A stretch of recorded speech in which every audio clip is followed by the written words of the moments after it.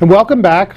My next guest is Suzanne Barclay, the Executive Director of Cornell Cooperative Extension. Welcome, Suzanne. Thank you, George. Glad to be here. Delighted to have you. You know, I know you've been at Cornell Cooperative Extension now just for a couple of years, and Right. you're doing some great work up there. I've known you throughout your professional career and in various capacities, and so for the benefit of our viewers, maybe you could give us a little bit of your backstory, your background, what eventually got you to Cornell Cooperative Extension, but more importantly, what led you there in public service. Well, so I've worked in government most of my career. I'm a planner by training. So I've worked for the state of Massachusetts, town of Orangetown, Rockland County, and state of New York. Usually in capacities of planning around affordable housing, transportation, and environmental issues. But I've always been interested in extension because I love the concept of it. And you know, we had one executive director for many years, Paul Trader, who did wonderful work. But then he finally retired, and it took a couple tries, but I finally got there. So I'm, you know, pleased to be there. Right. And you live in Rockland County? Yes, I do. How long have you lived in Rockland? 26 years. Okay. So my husband's family moved here when he was a child, and we've been here for, you know, 26 years. Right. And live in Orangetown? Yes, in Orangeburg. Orangeburg, okay. So tell us a little bit about Cornell Cooperative Extension. And you mentioned extension as part of the name, and what, you know, how you find that interesting, unique. Tell us a little bit about Cornell and its mission and how it came into existence and what it does locally. I'd be happy to. I love the story. So in 1862, Congress passed the Morrill Act, and that enabled the creation of land-grant colleges. So land-grant colleges were created to educate sort of the populace. They were not for wealthy or upper-class people. It was for what they called the industrial classes. So that was 1862. Colleges were founded, or universities, in every state in the country. Then in 1898, the Hatch Act was passed, and that said that not only should these land-grant colleges and universities teach, but they should also conduct research. And then finally in 1914, there was the Smith-Lever Act, and that furthered the mission of extending the research and the data and the information from the land-grant colleges to the people of the state. So that's where the word extension comes from. So we are one of those extensions. So in fact, Rockland was, well, Cornell University, which is our state's land-grant college, that was founded in, I think it was 1865, and then Rockland Extension was founded in 1917. So 2 years ago, we had our 100th year anniversary. Wow. And so tell me a little bit about your role there as the executive director, and when did you become the executive director? Okay, so Cornell Cooperative Extension is an independent association, and there is one in virtually every county in New York, although a couple counties share them. So as I said, we were founded 100+ years ago. And I'm the executive director. So we have a board of directors, and we are considered a subordinate governmental agency. So we're this sort of odd duck. But we get funding from the county, our base funding, and that enables us to get funding from New York State, and then a little bit of funding from the federal government. So as I say, we are an independent association, but we get a lot of resources from Cornell University and New York State. Okay. And you've got a couple of really unique programs that really involve people in the community. You work with landscapers, you work with arborists, you have a Master Gardener program, 4-H, you know, amongst other things. So you're also extremely involved in a very unique water conservation effort within Rockland County, which I think is really much needed. You know, and we can talk about that maybe towards the end. But Maybe we can go one by one through some of your major programs, the Okay. 4-H programs. Sure. So the USDA actually oversees all extensions across the country, and they set our program priorities. So we have 5. So one is nutrition and food safety, the environment, 4-H, youth development, gardening and horticulture, and the Institute for Nonprofits, which is our form of sort of community development. So those are our 5 priorities. So we do have a 4-H program. It's a little different. It's changed over the years because the model used to be that a parent would start a 4-H club. But our parents are working, full-time Right. and then some, and most of them don't have that kind of time to devote. So we use the model where we, in effect, have a 4-H club, or it's an open enrollment. You don't have to belong to a club. So we do a number of programs. For example, we have a series of animal programs. So we have Pet Pals for little kids. I think it's grades 3 through 5, and they learn about what it means to have a pet, and the maintenance or the stewardship of it, to have this little animal in your home. And then we have animal science for middle school kids, and then we have veterinarian science for high school students, generally sophomores. And we've had that program for over 40 years. Wow. And it's a really fun, hands-on program. So we have local vets come, and sometimes they bring animals, sometimes they bring, we've had somebody come and do CPR for pets. We do dissection, and the high school students love it.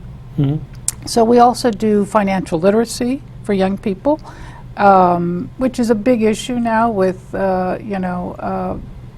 people being able to so readily buy things online, and Right.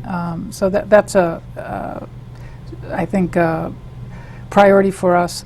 We also do public speaking, but we are accountable to the people of Rockland. So what that means is that if somebody comes to us with what they see as a program need, we're happy to explore it to see if we can present it. Right. You're also, and you give a wonderful overview. Tell me about your Master Gardener program, which is... That's a great program. Yeah. And in fact, George, that's how most people know us. Many people have not heard of Extension, but if they do know about it, it's because of our Master Gardeners. Yeah. So the Master Gardener program is a national program. It's offered in many extensions, and basically it's a training for people without experience or with experience to become better gardeners. So our program is offered every other year. It starts in September. It's typically one day during the week, although we have tried on weekends before, and it extends through January. And we cover everything from botany, taxonomy, seed propagation, annuals, perennials, fruits and vegetables, soil and composting, deer management, invasive species, climate change, and there's probably some other topics I can't even think of.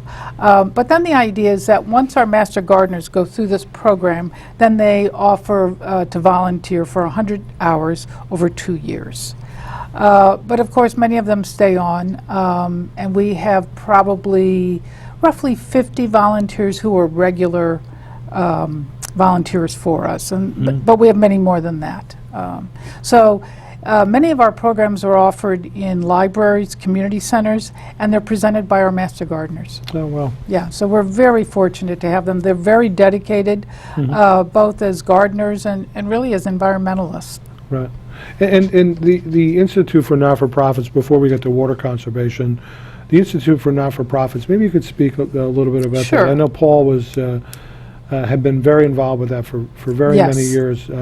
As you know, I spent 21 years in the not-for-profit world, much of it up here in Rockland, and was very well acquainted with that unique program that provides some training and support and resources, particularly for the smaller not-for-profits, and brings the executive directors and board members together periodically amongst that. But tell us a little bit about the Institute. Well, you did a nice job, George, but you're right. So the Institute was founded, I think, in 1995, and the whole idea was to help our local nonprofits be better managers and therefore produce or deliver their services more effectively.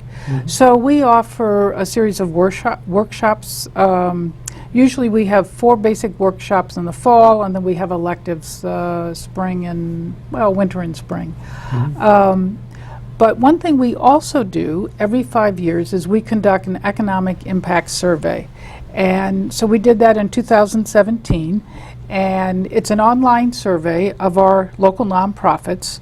And then we take that data and work with Cornell University, their Community and Rural Development Institute, and they take the data, put it into an econometric model, and give us the analysis. So we have 1,100 nonprofits in the county, but many of them are ones you've never heard of. They're family foundations. But the more typical ones that when you think of, like a Bridges or Girl Scouts, that number is closer to 300, a little less than 300. So we sampled them, and based on the analysis that was done, this sample brought in almost $900 million into the county. That's the economic impact. Plus, nonprofits account for about 10% of the labor force, and I think we had 142,000 volunteer hours. Wow. So in addition to the services that they provide, and most people are familiar with, they also play a big role in our local economy. No, very much so. In fact, I just think from the field that I was in, working with people with developmental and other disabilities, you think of the big 3 here for developmental disabilities in Rockland County. They all happen to be located in Clarkstown, Juanio, Venture, and ARC, and collectively their budgets alone and their workforce alone, collectively in Rockland County, their budgets, as I recall from, this is like 5 years ago, Juanio was in excess of $50 million. Wow. Venture was in excess of $38 million, and ARC was just over $40 million. So just between those 3 not-for-profits, and then close to $150 million in annual budget, which would be more than the town of Clarkstown's budget, government budget, and I think employee-wise, well over 2,500 employees. Wow. So, a sizable impact and a sizable footprint, plus the literally probably 15 or 20,000 people that they serve in the county. That's just 3 not-for-profits. So people don't realize the impact that not-for-profits have, and particularly in Rockland and in Clarkstown. There's an extensive network of not-for-profits. So the Institute is a great resource to put a focus on that, but also to provide some ongoing resources and support to the smaller not-for-profits that often have to kind of struggle.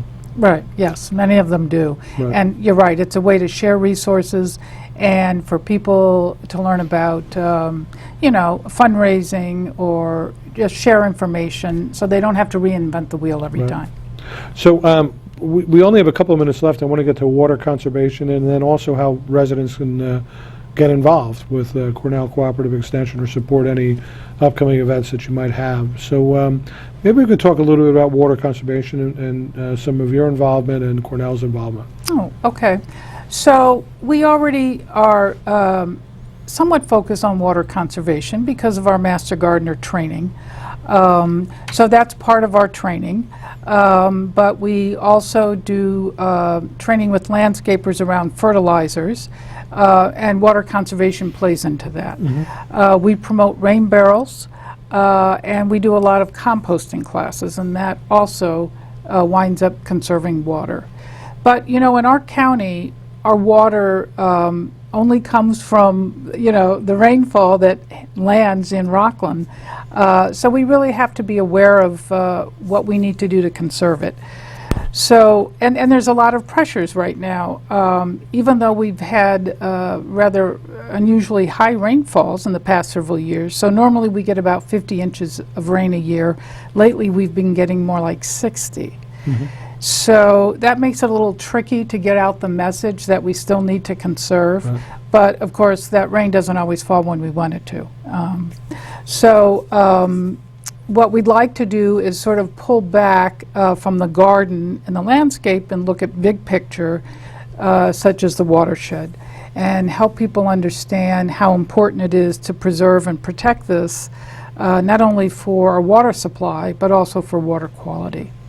So, as I said, we already sort of discuss and promote conservation in our Master Gardener training, but we also have the Stormwater Consortium, of which Clarkstown is a participant, and that's where we work with municipalities to help them comply with stormwater regulations that are put out by the EPA. So, but that also addresses water conservation.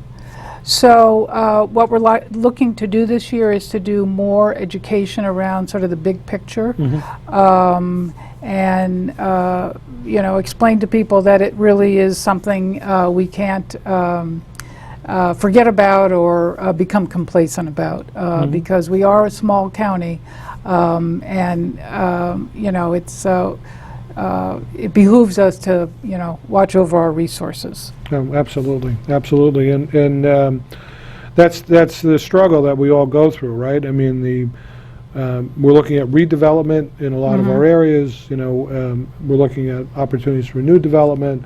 There's some parts of the county where there's development is going on in a quicker and more vigorous pace and at higher intensity. And that's kind of the struggle and the dynamic. How do we really manage, you know, growth in the future, given the limited resources that we have, particularly vis-a-vis water? And now, the other issue that's coming down right on top of that is just the lack of electricity, you know, capacity within the state, and how that's really going to be being addressed. As well. So it's a tricky time, and someone such as yourself with a planning background, it's really a great opportunity for you to bring that knowledge and that government and planning experience to Cornell and try and, you know, not just do the hands-on that you've always done, but also a bigger picture, if you will. It would be very much akin to, I think, what Paul Trader did there for very many years with a focus on not-for-profits. You know, and you really bringing a different focus while keeping the elements that have been there. So, how can residents get involved up at Cornell Cooperative Extension? Do you have any events coming up? Sure. Well, we have a website, and we're on Facebook. So our website is ccerockland.org. So we have, it has a wealth of information on it about all of our programs, about our events, about we have newsletters on there, and you can always contact us through that, as well as on Facebook. And in terms of events, we have our annual Gardener's Day coming up on April 1st. So that is an event that goes from about 8:30 in the morning till about 2. It's not quite all day, but it's a series of speakers and workshops devoted to gardening and horticulture. And we always have a keynote speaker. And this year we have, the woman's name is, I have to think about it for a moment, Margaret I'm not sure, but she was one of the garden designers for Martha Stewart. So she has written books as well, and she's just an excellent speaker. So that will be held at, it will be in Tappan at Our Lady of the Sacred Heart.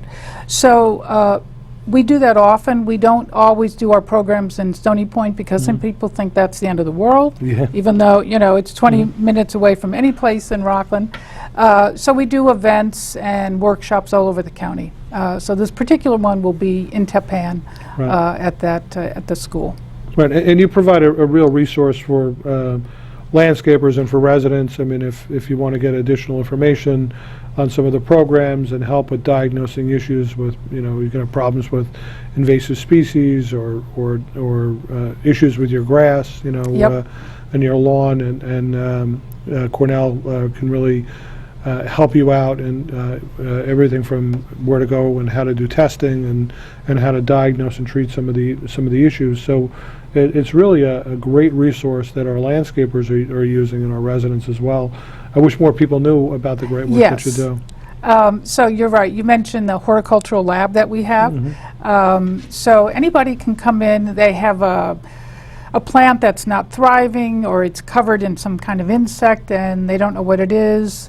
They can bring it to us, and we have a lab technician who will diagnose it and tell you how to treat it. The most environmentally friendly way. You can also bring insects in for us to identify. People bring in a lot of ticks. And we've seen more and more ticks lately, and we've seen new ticks come into the area. Actually, a man came in yesterday with a rock. It was, I think, a piece of slag, maybe from an iron mine from, probably 100+ years ago, that he wanted us to identify. Oh, neat. We're not so good at rocks, or at least our lab technician was not in. But so people come to us with all sorts of questions. Yeah. And we're happy if we can't find the answer, we'll do some research and try to figure it out. That's great. And Suzanne, if folks want to get in contact with you again, how do they do so? Well, you can email me at sb4275@cornell.edu. You can call our office, 429-7085, or visit our website. And we're there every day, 8:30 to 4:30 plus. Our lab is open now. It's 9 to 12 during the winter. Come April, we're open till 2. Right. Well, Suzanne, thank you so much for being such a wonderful guest. I've known you for very many years, as I said, when you worked in the town of Orangetown, through the Planning Federation, when I was president, and just through various not-for-profits, and through work at the legislature, and obviously with the town as well. So you're doing a great job up at Cornell Cooperative Extension, and really bringing it to its next level in this new decade, and I wish you all the best, and I thank you for being such a great guest. Thank you, George. It was my pleasure. Stay tuned. We'll be right back.